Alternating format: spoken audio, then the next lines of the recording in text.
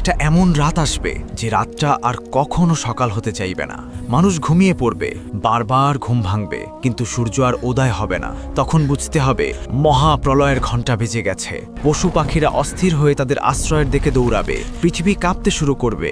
এরপর এক সকালে পশ্চিম আকাশ রক্তিম করে সূর্য উদয় হবে, আর ঠিক সেই মুহূর্তেই চিরতরে বন্ধ হয়ে যাবে তওবার দরজা।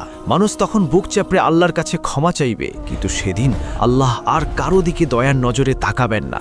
তারপর শোনা যাবে হযরত ইসরাফিল আলাইহিস সালামের সেই সিংগার আওয়াজ। প্রথম ফুৎকারেই আসমান ফেটে চৌকির হয়ে যাবে, পাহাড়গুলো তুলার মতো উঠতে থাকবে, সব জীবন্ত প্রাণ লুটিয়ে পড়বে মৃত্যুর কোলে। 1000 বছর পর দ্বিতীয় ফুৎকারে সব মানুষ আবার জীবিত হবে। সেদিন আর কোনো অহংকার কাজে আসবে না, সবাই দিগম্বর হয়ে হাসরের মাঠে দাঁড়িয়ে থাকবে শুধু একটি ফয়সালার জন্য, কে যাবে জান্নাতে আর কে যাবে চলন্ত জাহান্নামে। সেদিন বিচারক একজনই, আল্লাহ রাব্বুল আলামিন।